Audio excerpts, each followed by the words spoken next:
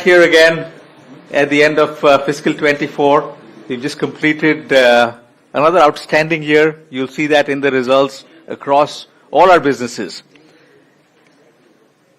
So let's start with the key messages. Strong performance yet again.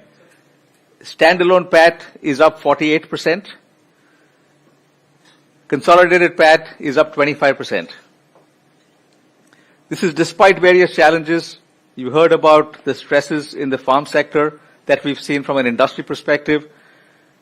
Tech Mahindra has had a year where there was a number of things done to clean up and set the business well on a future path, and therefore Tech Mahindra profit was down 52%. But we've stayed on our course, and we've delivered across the group, in fact more than delivered in terms of the numbers.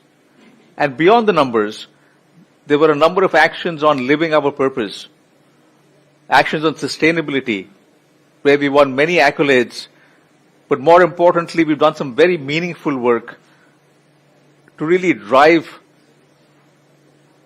towards a more carbon-free world. The actions we've taken to get to net zero from a carbon standpoint, from a water standpoint, waste to landfill standpoint, this is everything we're doing around being planet positive. Here I want to highlight that we've achieved EP 100 for our auto and farm businesses. EP stands for energy productivity, and what EP 100 means is that we need today literally less than half the amount of energy required to produce a similar number of automobiles and a similar number of tractors as we did at a baseline in 2009. Literally half the amount of energy. So when we talk about renewable energy and a cleaner world, this is in many ways even better. You don't need renewable energy. You don't need half the energy. And that in fact is a significant saving. So this is one that has been recognized by many forums around the world, and just a tremendous amount of effort that's gone into it over the last 15 years to be able to get to this point. And may I also add, this is 6 years ahead of target. We had targeted to be EP 100 by 2030. We are 6 years ahead of this target. There's a lot of work on women empowerment, and just recently you may have seen the news around the Drone Sakhi program, which is a Prime Minister's initiative that we are supporting, and with the Ministry of Skills and Education and with the Rural Development as well as Agri Ministries, we've created a program to train women to operate drones in the farm sector to help with agriculture and to help with their livelihood. And that's one of the many efforts we're doing on the women empowerment front. There's also meaningful progress on what we call being future ready. This is around talent, a very strong leadership pipeline, and we've enhanced that by a series of rotation programs that we've commenced across the group. You've heard about some of that in the past, around the leadership programs we have at entry level, mid-level, senior level, and these are some of the best programs across companies in the world today in terms of how we operate them in partnership with some of the top universities in the world. And technology, we've been an early adopter, a leader across many areas. We talked about metaverse earlier. In Gen AI today, we've got a very large number of applications across different businesses, and these are applications that are making a real difference to productivity in the businesses, to customer experience in those businesses as well. So as we look at financial performance, standalone, as I said, we're up 48% to 10,718 crores. We do exclude the impairment in this calculation that we took for trucks and buses last year.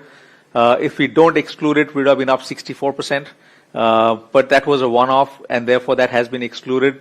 Similarly, on the consolidated results, we've excluded 3 one-offs from last year. The gains on Susten, when Ontario teachers came in to invest. The gains on Swaraj, where we actually acquired shares and the company was revalued. And the trucks and buses impairment. So excluding these 3 one-offs, we were up 25% from a profit standpoint on consolidated. What are the drivers? First is our auto and farm businesses up 54%. And that's huge for large businesses to be able to deliver this kind of a growth year over year. Yes, offset by Tech Mahindra, as I spoke earlier, down 52%. And Mahindra Finance, while it's down 11%, this is after a number of write-backs that were taken in the prior year when GS3 had gone down very significantly. So if we look at the business overall, it is actually doing really well. It has hit 1 lakh crore in terms of the milestone for assets under management. It has grown assets under management by 24%. And most importantly, GS3 is down to 3.4%. We talked about getting below 4. It's at 3.4 right now. And the numbers that were also talked about in terms of credit losses for this quarter and this year have been met. So across all aspects, it's been doing well. There have been some issues around the fraud, and it was essentially collusion of 20 plus people. 11 have been arrested. Some of the dealers who were part of the collusion have returned some money as well. And we've now put in stronger practices that can help prevent such large-scale collusion as well. But we've also tested all the loans across the business to see if there was a potential fraud anywhere else. This is a test we had to do, and therefore we had pushed back the board meeting by a few days, and that came out actually very strong that there was no other collusion anywhere else, and that puts the business on a much stronger footing now as it goes forward. We've talked about growth gems and the 5X challenge. They're up 6%. There are some pluses and minuses across those. But on balance, we've seen very strong performance across most of our growth gems, and that's what's reflected in some of the numbers here. So let's go through each of these in a little more detail. Auto remains the number one SUV player. Revenues up 36%. LCV share gains are significant as well, up 350 basis points to 49% plus, and a strong margin performance. What you see is profit after tax for this business has gone up to 4,714 crores, which is 2.5 times what we had last year. Farm has been resilient despite the industry decline. We've gained share, had a very successful launch of Oja. It is an exciting new product that will compete very well in India, in the US, in Southeast Asia, and sets us up very well for future growth across the world in farm, not just in India. Strong cash generation here as well, and here again a strong profit after tax at 3573 crores, up 2%, but the main word here is that it is up in an industry that has declined, and where one might expect profits to go down with lower volumes, but we've been able to manage the margins, been able to keep consistent on that, and Rajesh will talk more about what we've done there. But both businesses have stayed very strong. Mahindra Finance I talked about, we've crossed the 1 lakh crore milestone. GS3 is low. Yes, it's a tougher interest rate environment, but despite that, the business has performed very well, delivering a profit after tax of 1,760 crores, and this is after the 136 crore provision that we had to take for the fraud that I talked about earlier. Tech Mahindra has initiated its turnaround. It will be a 2 to 3 year journey. So we want to make sure that we don't set expectations of an immediate outcome. It will take that time. The demand cycle continues to be muted, but the operational rigor we have right now is very strong, and that's what will help us get back to a much stronger path and back to the goals that we've set for ourselves that you've heard in the Tech Mahindra presentation that Mohit Joshi had done a couple of weeks ago. As you look at our listed growth gems, logistics has had some challenges in the integration of Rivigo. That is behind us now. Things are moving very well on that front. That did impact some of the results for last year, as was seen in the logistics presentation, again, 2 or 3 weeks ago. Revenues up 7%, EBITDA margins up. Hospitality continues to do very well, and a business that has a lot more potential. So we will look for more significant growth from hospitality. And real estate has had strong momentum. The industry is doing well. We've launched 8 new residential projects, and the response to that has been just outstanding. So pre-sales for residential up 28%. More importantly, we've acquired 4x the amount of land from a GDV standpoint, and that sets up the business well for future growth.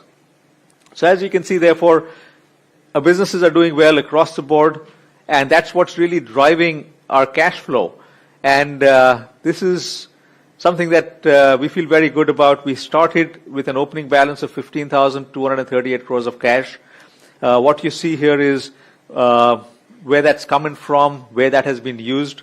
The key numbers I will highlight is that operating cash was close to 15,000 crores in this business. CapEx of 5,000. In addition to that, electric vehicles 3,000. We've paid back 3,500 crores of debt and a dividend of 2,000 crores. And even after that payment, we closed the year with 17,600 crores of cash. So obviously a very, very strong balance sheet. Very low on debt at this point in time. It's just the remaining small amount of debt that cannot be prepaid right now. That's on the books. But overall, an extremely healthy balance sheet and one that really sets us up well for the continued growth plan that we've laid out. So as we look at the 3-year projections that we had shared in the past and outlined where we've ended up versus the 3-year projections, we actually ended up better than what we had talked about earlier. So operating cash over the 3-year period was 37,000 crores. Deployment was 17,000. And therefore, from a net cash generation standpoint, we generated close to 20,000 crores of cash in the last 3 years. One thing I'd like to highlight here is that if you look at services, services have generated 7,000 crores of cash in the last 3 years. This is more than auto, this is more than farm. So what you're seeing is a number of businesses across the group starting to perform at a much higher level and being able to generate that kind of growth that again sets up the group very well for our future plans that we've outlined. For the next 3 years, we will look at deploying 37,000 crores of cash. And a large part of that is going to be in auto. The deployment in auto has gone up significantly from what you've seen for the previous 3-year cycle. And I'd like to highlight that we are not going to ignore ICE, because ICE continues to be an important part of the portfolio, will continue to be important for consumers over the next 5 to 7 years, and therefore deployment in ICE is 14,000 crores. This will be new models, this will be refreshes, and ensure that we've got the best SUV portfolio out there by far. EV will get 12,000 crores, and all of this is something that will be generated by the auto business. So it will be self-funding. And which is the reason why we've talked to our potential investors, not potential, actual investors, BII and Temasek. Temasek will complete its investment that has been planned and put in the additional 900 crores. With BII, we've mutually agreed that let's hold off on that right now. Let's give it 6 more months, see if the business needs more funds, because BII has already invested 1,200 crores. So we'll have BII and Temasek both at 1,200, and then over the next 6 months, we'll assess whether we need to get more funds from BII, and we'll mutually decide whether that's required or not. But this is essentially driven by the fact that the auto business is going to be self-generating from a cash standpoint, and we will not need funds from outside after that. The farm business will use about 5,000 crores of capex, will continue to be a cash generator for us, and that's something, as you've seen in the past 3 years, we expect to be significant going forward. And similarly in services, we will use at this point 5,000 crores, which is for Mahindra Finance and for Growth Gems. Mahindra Finance is growing very well. As it continues to grow at asset book, it will require more capital, and that's where we will look at it. But besides that, many of our Growth Gems are delivering very strong results, and that's part of what we will continue to invest in to drive their growth. Here again, we expect to generate a lot more cash than what we've shown here, and that's part of what will fuel potential future growth for us or potential give back to our investors.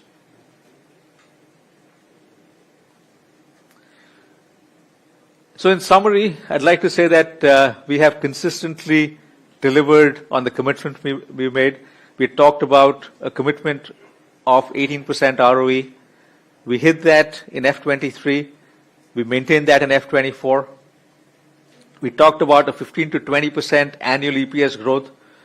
We've actually delivered 84% annual EPS growth over the last 4 years. 84%. And this is again driven by the hard work of all our associates as well as across our businesses. All of them are contributing to really get the Mahindra Group firing on all cylinders. With that, I'd like to invite Rajesh for a more detailed look at the auto and farm business. Thank you.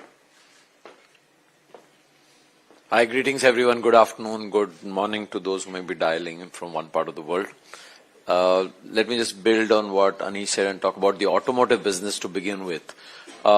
So on the left, you see the Q4 volumes. They were up 14%, and the SUV revenue market share continued to go up now at a level of 20.4%.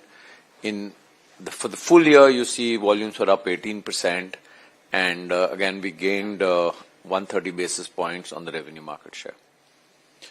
This shows you the volume curve over the last 4 years, F20 to F24. Clearly, we were at a level of just about 15 to 18,000 a month. We are now at a level of over 40,000 per month, which reflects in the 460,000 number that you see there. And you can see the market share trajectory on the right side of the graph. This is where we are on the booking pipeline. We are at 220,000. This, of course, we have taken right now just the 50,000. So everything else is as on the 1st of May, except XUV 3XO, which we opened bookings for yesterday. And we've just taken the 1 hour booking number right now. We will not update that on an hourly basis. So if any of you are looking for what's the number today, you're not getting it. This is the number that we put out in the first hour, and we will update appropriately. Clearly, the focus in this segment, and I'll talk a little more about that, is that there's a huge opportunity for growth for us in this segment. This is a segment where, as we've shared earlier, the SUV category last year was about 25 lakhs numbers. Depending on how we define the relevant size of the market, it could be between 6 lakh and 9 lakh vehicles per year, depending on who we count or don't count in that. If it's 6 lakh vehicles per month, per year, then we are number 5 player there right now. If it is 9 lakhs, then we are number 6 player in that segment. And we see a big opportunity to become number 1 or number 2 in this segment over the next 3 years. The reason we believe we can do that is we really think we have a very strong value proposition. We have a standout design, and a few days back, these were my words. Now we have a lot of collective feedback out of people, many customers walking into our showrooms, even on weekdays. Weekends are full, and this is playing out in the way customers are looking at our product. They are seeing and experiencing all of these values in our offering right now, which is what really gives us confidence that we have a very strong right to win. And in a way, this booking number is a reflection of that strong right to win and gives us a lot of confidence. Of course, the key thing here is to get vehicles out. As we put out yesterday in the press release, we've already produced over 10,000 vehicles. We have a capacity of 9,000 per month, and we will start deliveries of this on 26th. So we should see a good quantity getting into the market pretty soon. I'm going to show you an AV of kind of, you may call it a television commercial of the XUV 3XO. Of course, you've seen lots of videos, but here's one more.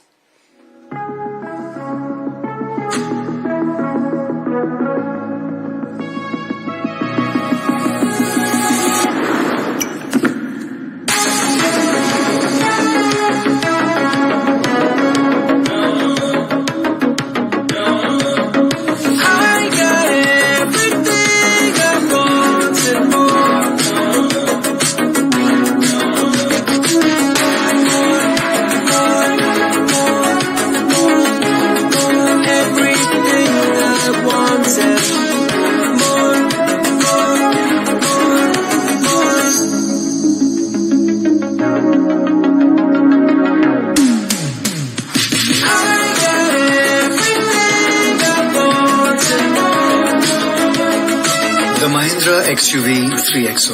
Everything you want and more. That's in a way the new commercial with not all the features being called out, but kind of all of them being seen. So I'll move on from the 3XO to LCVs.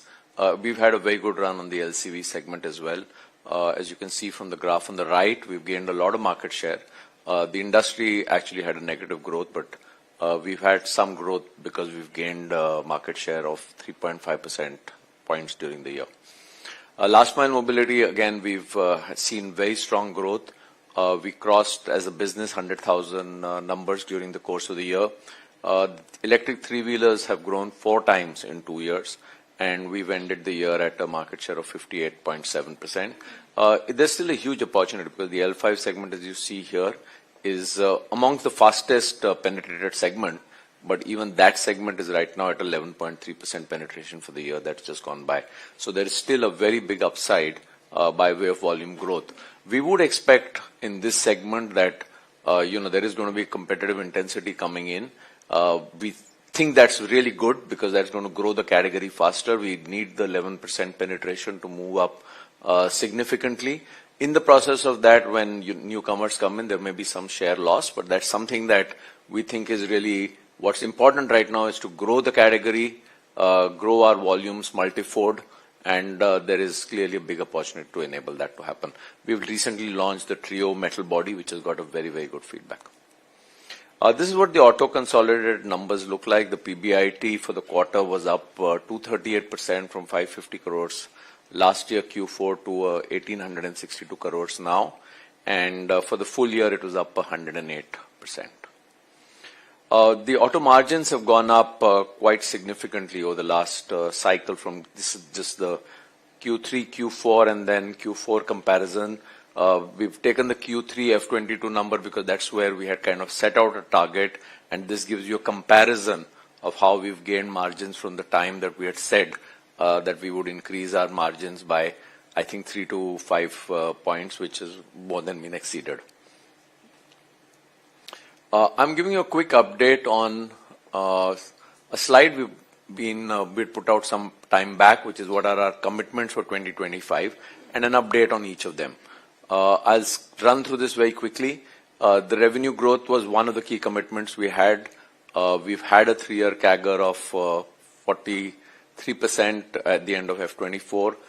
We've already spoken about the market shares in both the segments. We have a very exciting portfolio of born electric vehicles coming, which will start in Q1 of calendar 2025. Very good progress that we're making in new international markets, with new products in our international markets, South Africa and Australia, and very good performance on our brand scores as per the brand track that we do, and a strong ROC of 42% in the auto business. Just building more on what next in the auto business as we go forward. We're looking by the year 2030 to have 9 ICE SUVs. Out of the 9 ICE SUVs, 3 will be mid-cycle enhancements, and the others will be 6 new SUVs.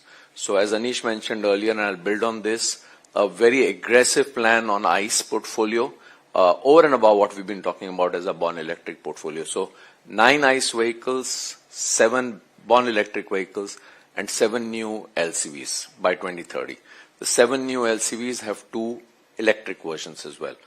So a lot happening on the front of making ourselves future ready. As you've seen, we've demonstrated a track record of very credible performance and being able to get really good financial returns as well. We had said we'll talk about the capacities in this meeting, and here you have it. F20 we exited, this is only SUVs, exited at 19,000 per month. F23 we exited at 39,000 per month. At the moment we are at 49,000 per month. We would expect to end next year at 64,000. I'll break that up for you. And at the end of F26 we expect to end at 72,000. The 64 has a breakup below. That's the transition from 49 to 64. That is SUVs, 5,000 more, which will cover us for 5-door Thar, which will cover us for the 3XO/400, and 10,000 of the born electric capacity that will start kicking in by the exit of F25.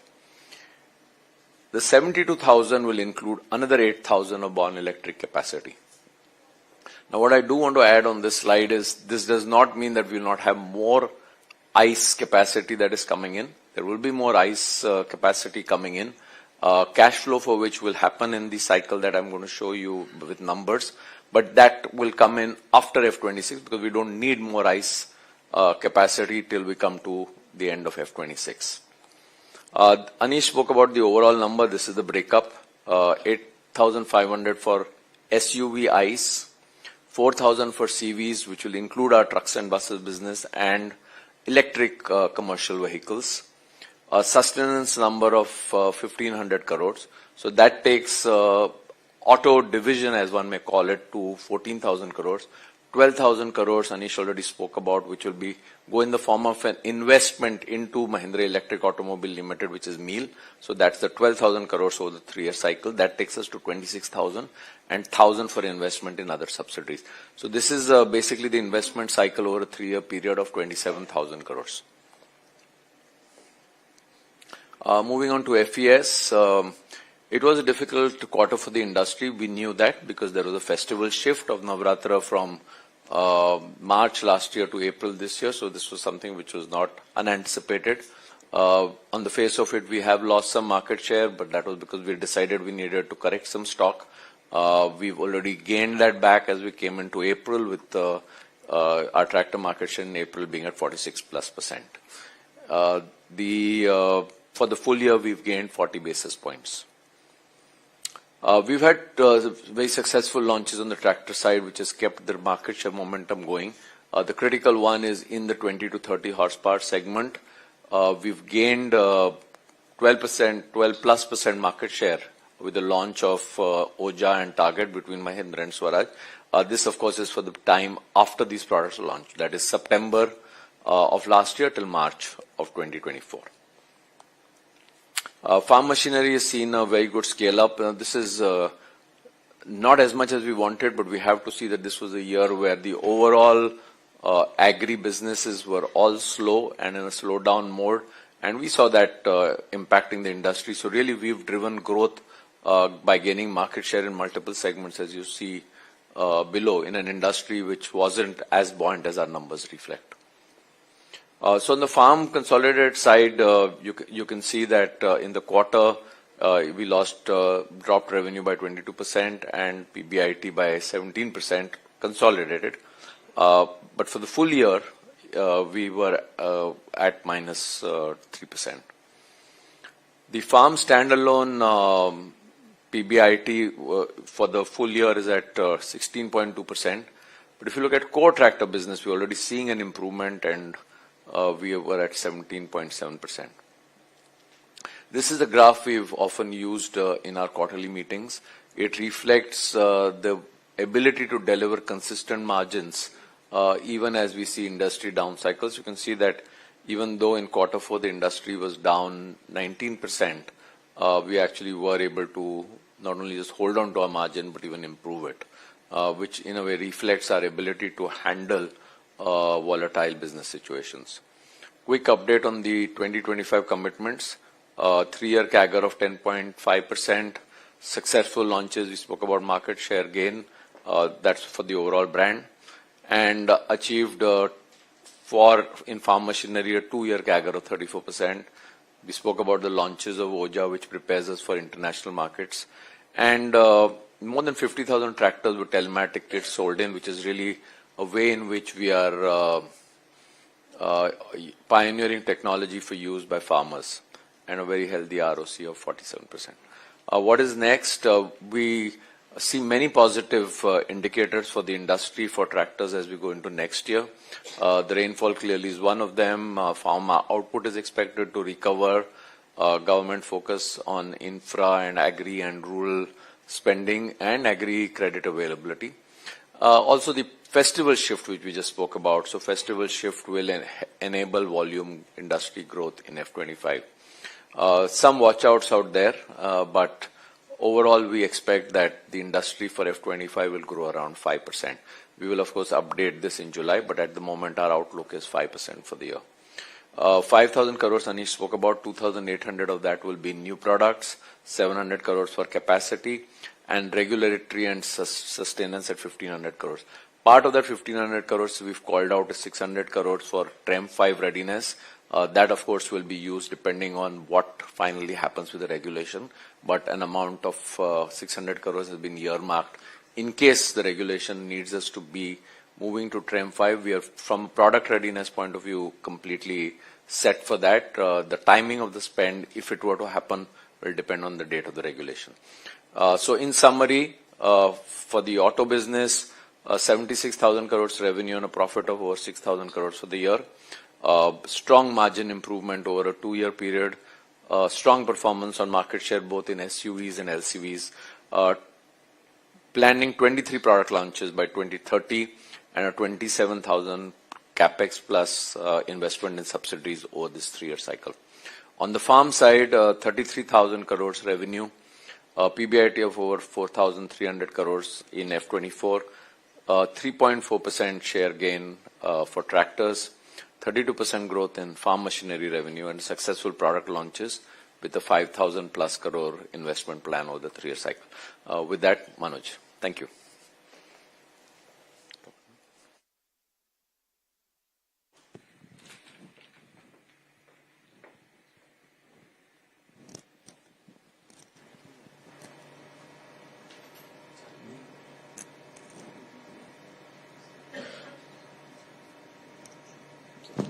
Doesn't seem to be working.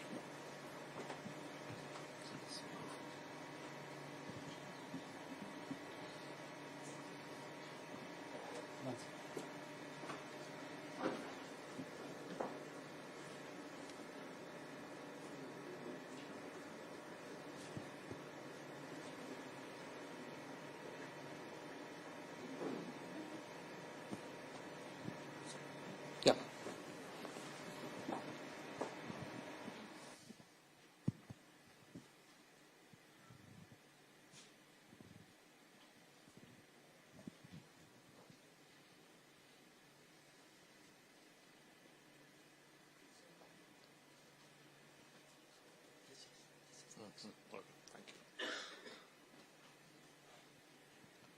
So I think it's a very quick set of slides. I think we have covered this. So again, just to summarize the year, from a Q4 perspective, 12% growth and led by auto. I think a 20% growth there in terms of standalone. From a PAT perspective, it's 32% growth, and we spoke about the various reasons, clearly led by auto very, very strongly. If I look at consolidated, overall is 9% growth in the course of the year. Multiple companies doing well. Auto has done well. I think Anish spoke about Mahindra Finance. I think that's also shown a very good growth. So overall, I think if I look at most of the companies except TechM, where there was a decline, we are seeing growth patterns coming through. From a PAT perspective, it's a 4% growth. But if I look at the decline in TechM and actually adjust for that, that growth number comes to about 10 or 11%. So I think what is happening is the PAT growth in auto is actually kind of compensated or offset by the decline in TechM. From a full year perspective, 17% growth and a 48% growth, and Anish explained part of it, so I'm not going to go into the same explanation. If I look at consolidated, again, 15% growth. It's led by auto. Mahindra Finance has grown well. Accelo has done well. Mahindra Logistics has done well, and Mahindra Holidays. Those are some of the top growth companies in the group. And from a PAT perspective, I think if I look at it, really 2,800 crores of absolute is because of the auto sector. Farm, despite the things we spoke about in terms of the slowdown, in terms of the weak demand cycle, we have been able to show a net increase of 86 crores in profits. TechM is the one which is down 709 crores compared to where it was last year. And if I look at all the other companies, it's a positive contribution of 62 crores. So in summary, I think a strong year. And I think with some of the plans we are outlined for CapEx, I think we are looking at continuing and building on that base of growth. So with that, I'll throw it open for questions. Thank you.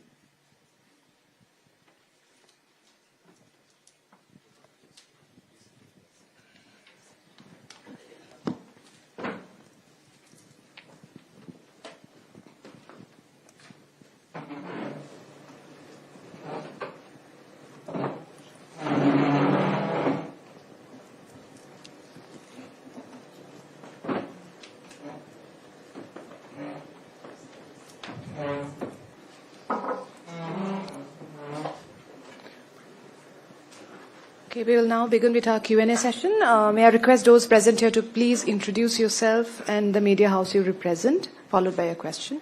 And then after that, I'll keep on switching between online and those who are present here. All right. So if you can raise your hand and start. Yeah, Tushar from NDTV.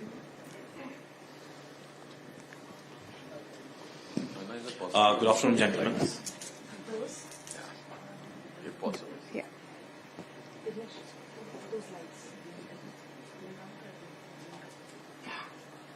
Sorry, Tushar. Good afternoon, gentlemen. Congratulations on the numbers. First, a couple of questions to Mr. Manoj Bhatt.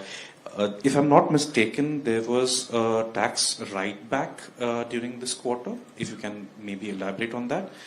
And there was an extraordinary expense also in the previous quarter. Secondly, if you can also talk about how much is Mahindra Mahindra now earning on each vehicle sold. To Mr. Anish Shah, while the numbers are really good on every front, just wanted to know how much do you expect the 3XO to add to your top line or to your bottom line or your top line contribution towards in the year ahead? I mean, you must have set a target in that sense. Mr. Jejurikar, good afternoon. What is the exports looking like at this point of time, both from the sense of SUVs as well as tractors? Any targets that you have? Thank you. So your first question was, I think one of your questions was margins by vehicle. So I think we have never spoken about that, and that's something which is what we have mentioned in the past is typically our newer launches are at lower margins, and as the vehicles go into the second and third year, I think because of value engineering and other things, margins will go up. So that's been one of the clear trends across the years. And that's something we'll expect to continue going forward also. But we have never spoken about individual margins. And there was no tax write back, but I can double check and come back to you. There was some other question. An extraordinary expense in the previous quarter. Extraordinary expense in the previous quarter. The only thing we had called out was something around the World Cup, which we spent. I think that because we had done the sponsorship in Q3. I don't think there was anything else we called out as extraordinary this time. Yeah, thank you. So Tushar, on the XUV 3XO, how much do you expect to contribute to your bottom line, top line? We have planned at this point for a capacity of 9,000 vehicles per month, and we have talked about the fact that we can increase it in short order to 10,500 as well. The response has been phenomenal. We've talked about the fact that we got 50,000 bookings in the first hour, and as Rajesh said, nothing more today in terms of numbers, but over time we shall come back on that. So we do expect to be operating at full capacity for the year, and if you take that into account, then we would effectively double the sales of the XUV 3XO from last year to F25, and that will have, because you can do the calculations, a significant impact on growth in the auto business. Rajesh had mentioned that we would look at a mid-teens to a high-teens growth number for our automobiles, for SUVs in the current year, and that's something that we stay with. It may go up if we continue to see much greater demand, but at this point in time, we're comfortable staying with that estimate as well. Yes, definitely. And as we said, we stay with the mid-teens to high-teens estimate that we had given last quarter, and that's something we feel comfortable with right now. Yeah, on the exports question, on the tractor side, we already seeing the numbers go up by way of growth percentage, primarily out of OJA exports. So we've just launched in North America, and that's going into retail at the moment. Initial feedback, including reviews of experts, there's been very positive from our dealer community as well. The two other growth areas for our tractor farm machinery business are ASEAN, where we've just started very initial seeding and opened a equivalent of a regional office there. So that's in Thailand. So that's one growth avenue for the future. The second is sometime in calendar 25, we would want to look at Europe again with OJA, so that we're preparing for that. So we're very positive about the overall exports of tractors from India. On the SUV front, I did talk about how we're doing in South Africa, Australia, New Zealand, some of these countries. So there is a good positive momentum there. There is a slowness in neighboring countries for multiple economic reasons in those countries, availability of finance, sometimes LC, so on and so forth. So some of our neighboring countries, which are important auto export markets, have been slow for a period of time. Thank you. Yeah, Shishti. Sorry, I think. Hi, Yeah, this Mr. is Roisake. Yeah, yeah, yeah. thank you. This is Ryosuke Hanada from Nikkei, the Japanese news agency. And I have two questions. The first one is related to the electric vehicles. So what do you think of the competitive advantage of the Mahindra regarding the development of the EV, four-wheelers, DVs? So I'm asking this because this year Maruti Suzuki is said to be launch its first product in India this financial year. And what do you think? And currently it is Tata Motors which have a dominant position in the four-wheelers of the EV market. So first I would like to ask about what is the strengths of the Mahindra regarding the EV business.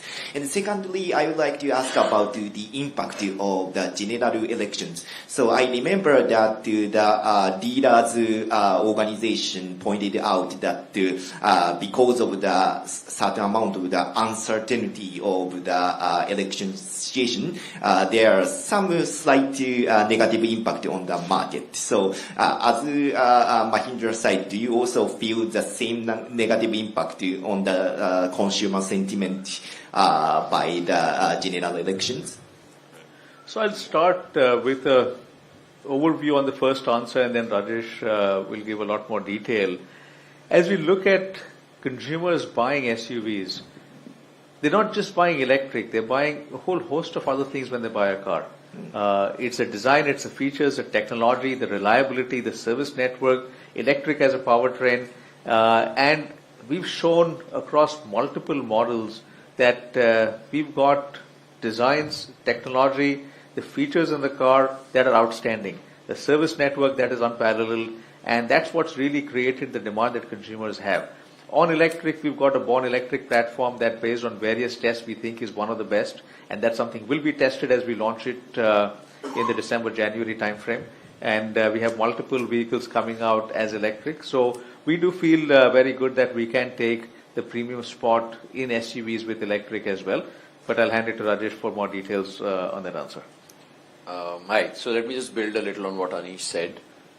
We have been working on our Born Electric platform. We branded it InGlow, and we now have at an advanced stage of validation and start of production. As Anish said, we would want to launch these in the Q1 of the next calendar, which is between Jan and March. It will be a portfolio launch. And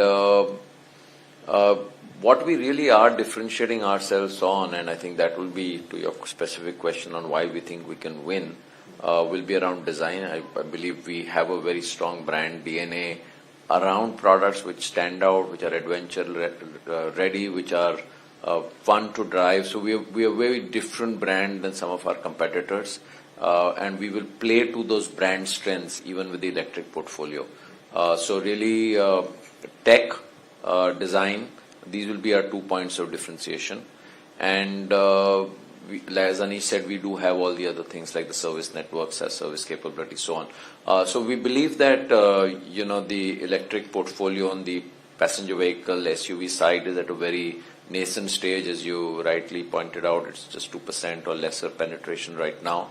So leadership in a category which is not evolved is not so relevant in our view.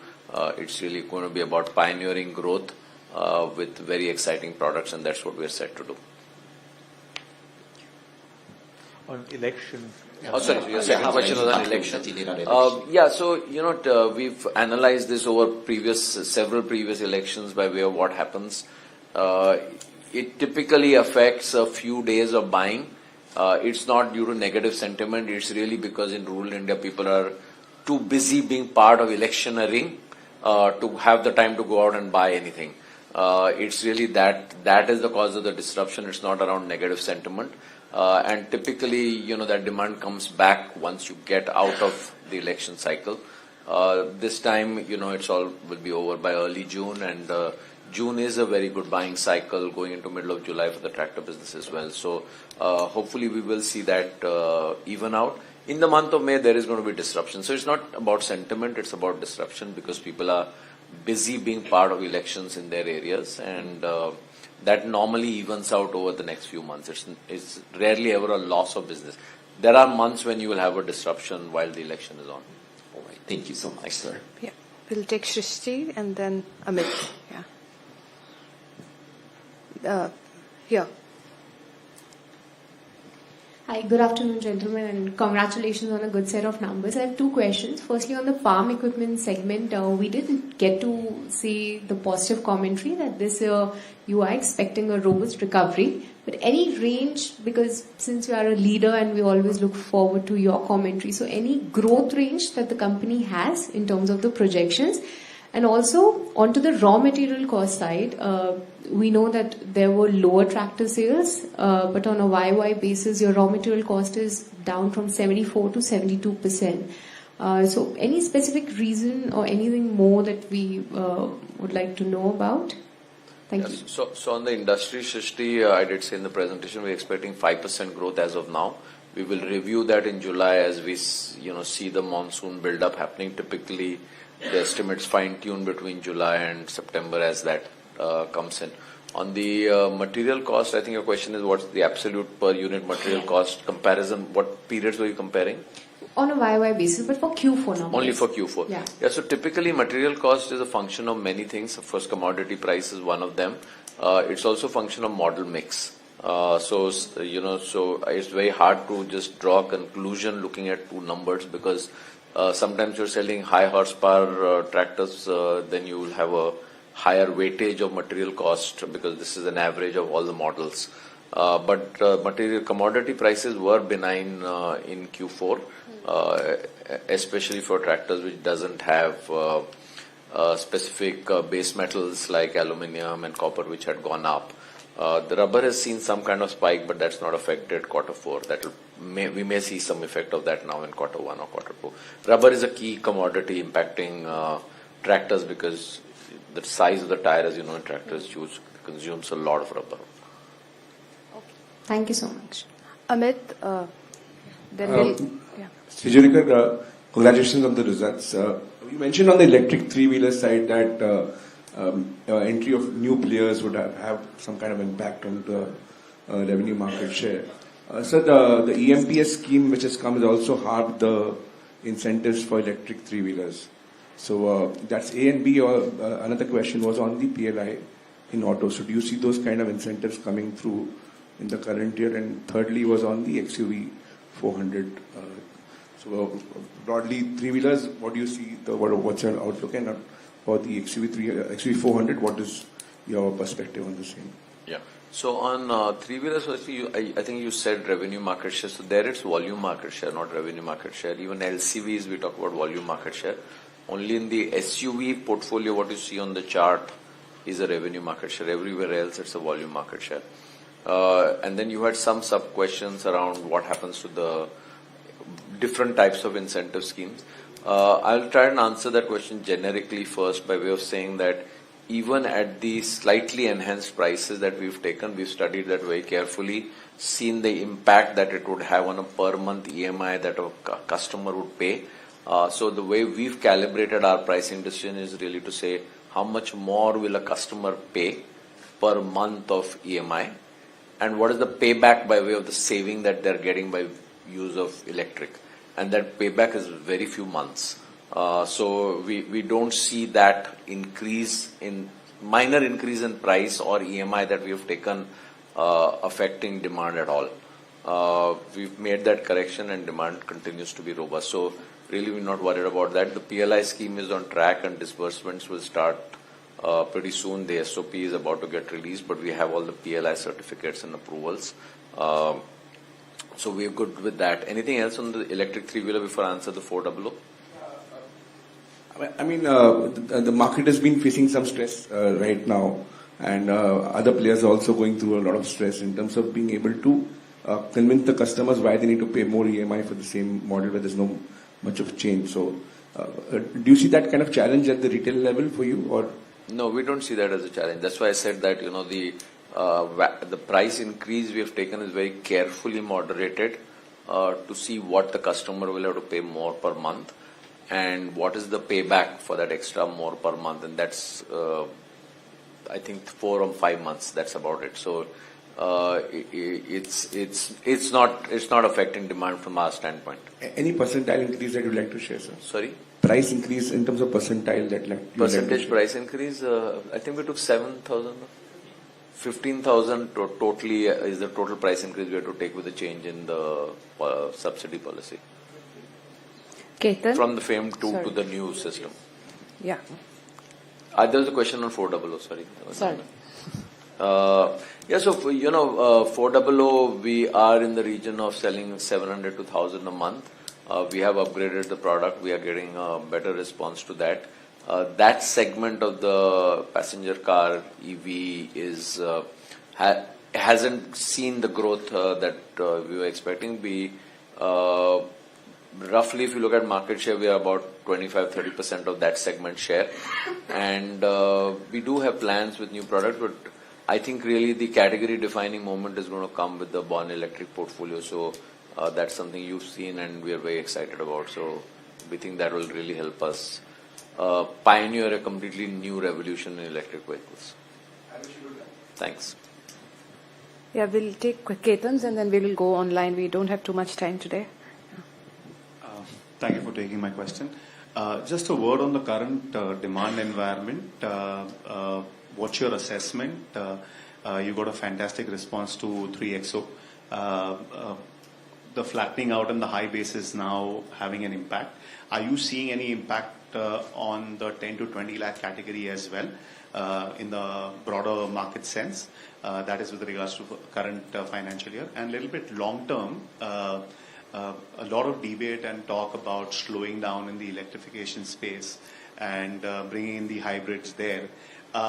You had projected for a certain percentage of EVs by the end of the decade. I mean, a lot of review is happening across companies and across sectors in terms of the investment that is going to go in. So just a long-term vision, you think that the Indian electric vehicle market will move to, and what will be Mahindra's presence?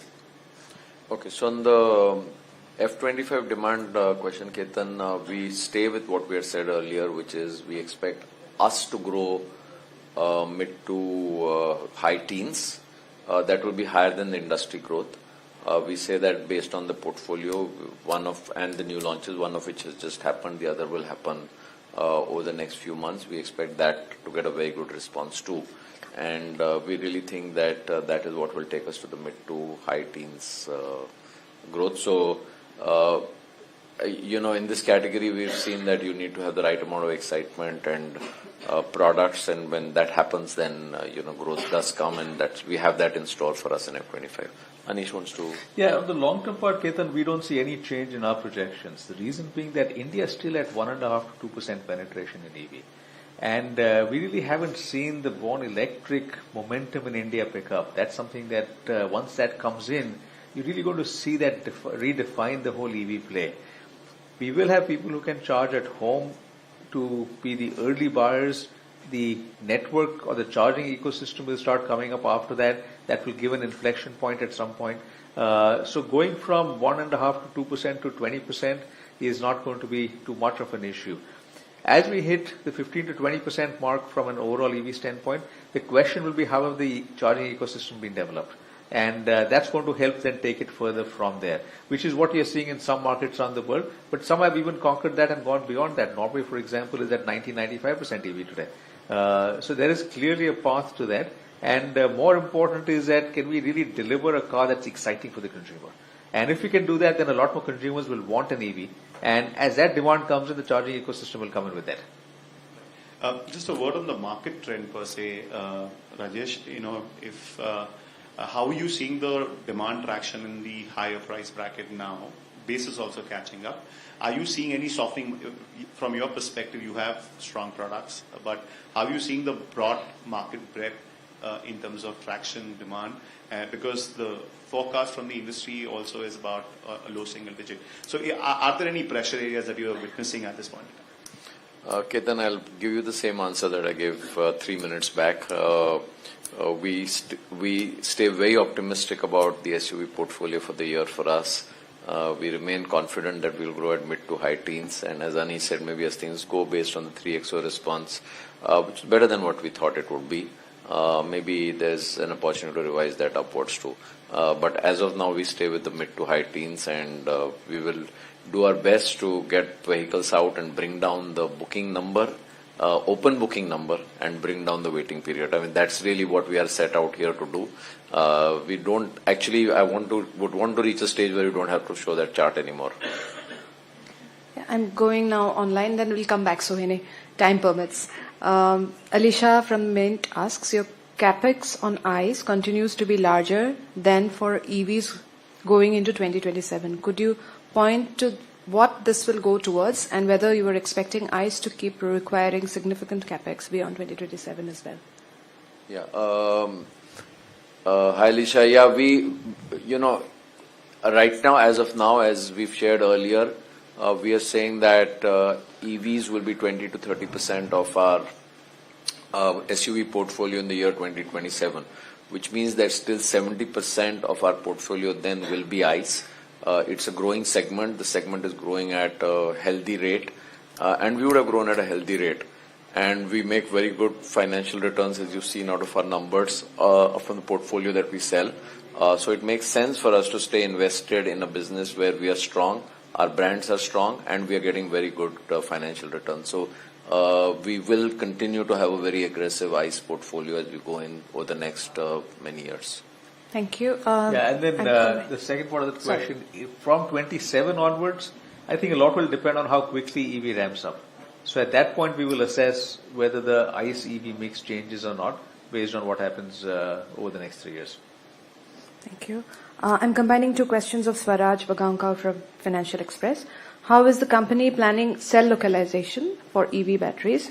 M&M has in the recent past said that it does not intend to go into cell production. He also asks, there is a growing debate over hybrids, whether they deserve a tax break. What is M&M's stance on this, and is the company working on strong hybrids? Hi, Swaraj. On the first question, I'll respond. Second one, Anish will add on. We have said in the past that we are actively looking at cell localization, and there are conversations that we are having with a company in that space, and that conversation continues. So it's very much on the table by way of a possibility. No final workout or conclusion has been done, but the possibility of doing cell localization in India is under very active consideration. Anish, you want to take the hybrid? Yeah, and on hybrids, I know there's been a lot of debate on this, but government incentives typically are to enable an industry to transition to a place that is better for the economy. Now, electric vehicles have no emissions. You've got a much lower fuel import bill because they don't use fuel. And in that context, the government's providing incentives, governments around the world, in fact, are providing incentives on EV to help enable that transition. And over time, that incentive will come down because at some point, we're not going to need that anymore. On hybrids, there really is no material change in emissions. And then various auto industry experts or auto journalists have talked about that as well. Yes, there is some benefit from a fuel efficiency standpoint, but that's still very marginal. And it is more expensive to build because you've got two powertrains in the car. And which is also the reason why governments around the world largely have stopped providing any incentives for hybrids for the last 20 years. So the question is, is an incentive really required? Now, from a consumer demand standpoint, if that becomes a bigger factor, we will be ready for that. So we view hybrid as an extension of ICE. It's a separate, slightly different powertrain. And to the extent that that's required, we'll be ready for that. If there are significant changes in hybrid technology that cause it to be much more like an EV, then that's something we will move into much faster. So at this point in time, we feel good about the focus on EV. We are ready for hybrids. We are looking at hybrid technologies closely. and we will continue to adapt as it moves on. I'll take one more online, and then we can come to Benny and Sohini. So Raj from PTI asked, with the proposed investment of 12,000 crores in MEAL, what will be total investments by M&M in the EV arm? Where would these fresh investments, along with those of BII and Temasek, be deployed? So BII has invested 1,200 crores already. Temasek has invested 300 crores and will invest an additional 900 crores. So that will be an additional 1,200 crores. This is factored into M&M's investment of 12,000 crores. So that is over and above all of these investments that have come in. There's an additional investment that had been planned from BII for 725 crores. And that is one, given that we have all the funds we need, we have been discussing with them saying, is this required? Over the next 7 months or so, we will mutually decide whether that is required, and we will again mutually decide whether to put that in or not. It's a small amount, we'll assess at that point in time. Benny? Hi, this is Ben from the New Indian Express. Going by your investment capex plan for ICE and EV, is it a bit confusing? Where the focus is? The focus has Aren't to you be, sure about the growth? Okay, let me just ask the basic question. What is your market share in the EV segment today? So the focus has to be on both, because ICE continues to be an important play, and therefore we will continue to invest in ICE. In EV, we feel that we can actually go out and get a dominant position in EV. We have the products, we feel that we've got the technology to do that, and as we launch these products, you'll see that as well, that why we feel so good about the fact that we can actually become a very significant player in that space. So that's what's causing us to invest in both right now. And we've got 6 born electric products coming up next year. And with those 6 products coming up, we feel very good about what we can do in the EV space. No, you said that you will figure out whether you can create a market there in the EV space, right? No, that is with the existing portfolio, you aren't sure to pick that portfolio. No, we never said we will figure out. No, that is just said. No, so let me just repeat what we have said consistently over the last 2.5, 3 years. 20 to 30% of our SUVs in the year 2027 will be electric. Okay. There is zero ambiguity. What is the current market share? The wording of this hasn't changed in 3 years. It's exactly the same wording. The current market share we don't think is relevant because the market doesn't exist at all. The market What is just 1.5%? it's in the segment in which we play. It's about 30%. Okay. Thank you. Sohini? Yeah, you are investing 12,000 in MEAL, and as you were mentioning that it will start generating cash for itself. So any in the next 2 to 3 years you expect MEAL to break even? That's one. And because all the cars are also lined up and there will be quite a few products on the road. And secondly, I also wanted to understand what's your take on the new EV policy, given you are investing actively in EV. I mean, the granular details of the policy are not out, but just to have your perspective on that. I don't think we can share the projections of MEAL at this point of time, but what I would say is only is that, of course, it will get reported, and as we've said in previous meetings, when we do have that sale coming out of MEAL products, we will show electric portfolio separately than the ICE portfolio from an overall financial understanding for everybody. So that is something that we will do as we start selling products from there, and then you get a visibility of how that's playing out. On the EV policy, Anish, you want to say? Yeah, I'll cover that. On the first one, I'll also add that the margin profile we expect to be similar to ICE. On a per unit basis. Not on a percentage basis. Yeah, and because the denominator. Yes, and that's an important clarification, because EVs, as they have a lower GST, from a percentage basis that would be lower, but on a per unit basis we expect a similar profile. At the same time, we expect a similar path that we've seen in every new launch, which is initially the margins are lower and then they increase over time. So all of those things will play out exactly in the same way. Now, with regard to the EV policy, we feel that the policy is actually geared towards Make in India, which is what we've always been saying. that we should encourage all automakers to make in India. We welcome competition. We've gotten much better with competition. We thrive with competition. So we are very happy for competition to come to India. As we have more competitors in the EV space is going to grow further as well. And therefore, to me, I'd highlight the most important element of the EV policy, which is encouraging everyone to make in India, which I think is excellent. Yeah, Nilesh and then Shally, I think that will be the last. Yeah, my question is, SUVs have gained so much traction in India right now. Like, if you see the shares of SUVs, even for Mahindra, which was one of the early entrants, it continues to grow. So what is the saturation point, or till when do you see the penetration of SUVs will continue? Does this mean the end of road for hatchbacks and sedans in India?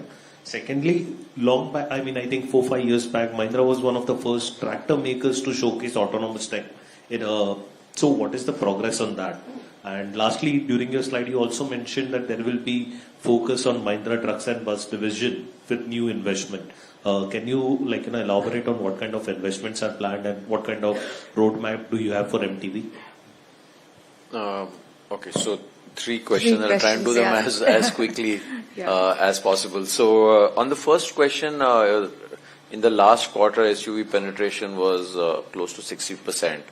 A few quarters back when, I had this conversation with someone and it was, I think, 53-54%. And I said, I think it's at its peak. I don't think it's going up from here. I think what we have to understand is the way SIAM SUV definition is.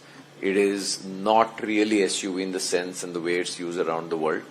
So it has a lot of cars crossover platforms.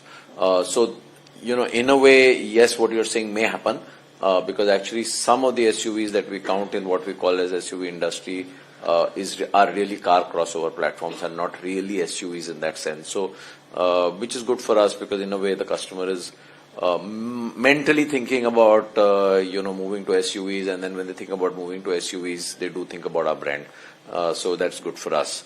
On the autonomous tractor question, we actually do have some level of automation. If you check out the Oja tractor, it is, I think you've had a chance to look at it, I don't remember, but it does have some very interesting features like, the way they implement the rotavator will move at a point of turn, which is automated. These are, high effort things for the driver.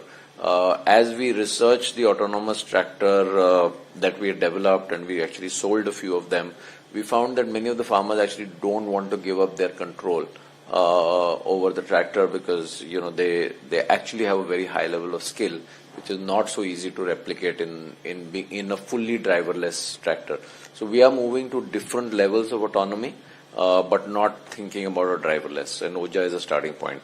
On the MTBD question, we've actually seen very good volume momentum, gained some market share. It gives us a lot of confidence. We have some dealers who are now in double digits. So we're following a focused market strategy, and there is a plan to invest in upgrading the portfolio. But some part of our portfolio is fairly new, like we have an ICV portfolio, which is just a couple of years old. So, some of our products are actually fairly new. So really, over and above the investment in product development, we are committed to leveraging what we have and gaining market share further than what we have already. Thank you. Thanks. We are way past our time, but we'll definitely, Jaiveer, Abhishek online, we'll take your questions separately. We've not been able to answer them today, but definitely we will answer them online. We'll get back to you as soon as we can. So we have one person here. We thank folks who come in person. So as you've been here in person, we'll take a final question. Yeah, thanks for taking my question, Anish. I just wanted to understand that you have around 7 LCVs lined up by 2030, including 2 EVs. So I just wanted to get a sense of which are the subcategories which you will be trying to focus on over this period of time. I'm not going to reveal specific details now, but some of these launches are just a few months away. They are in segments in which we don't right now have a strong presence. And this is all LCVs less than 3.5 tons primarily is the segment in which we are talking. We did upgrade our entire pickup portfolio a year back. So some of that is around that. We also have a global lifestyle pickup which we had showcased in Cape Town. I don't know if you had a chance to see that. There's some images of that. It looks really exciting. So you should take a look at that too. So, but more of that in the next few months. We will launch the first of one of these over the next few months. Thank you. Thanks a lot. Thanks. Thank you. Thanks. Thank you, gentlemen. Thank you. And request you to kindly join us for some refreshments in the adjoining room. Thank you.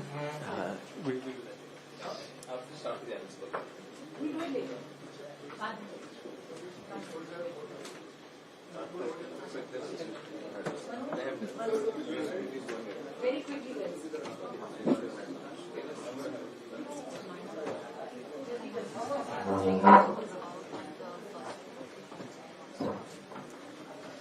Those who missed the launch of 3XO in Nasik, you can please, it's parked on the first floor. You can go and have a look at it. Shrishti, Sonal.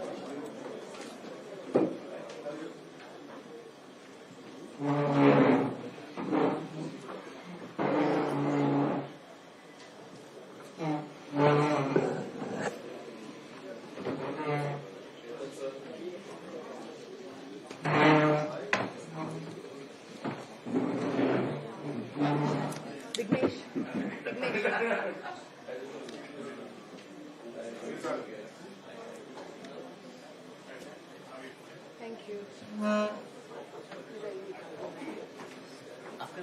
मेरा laptop.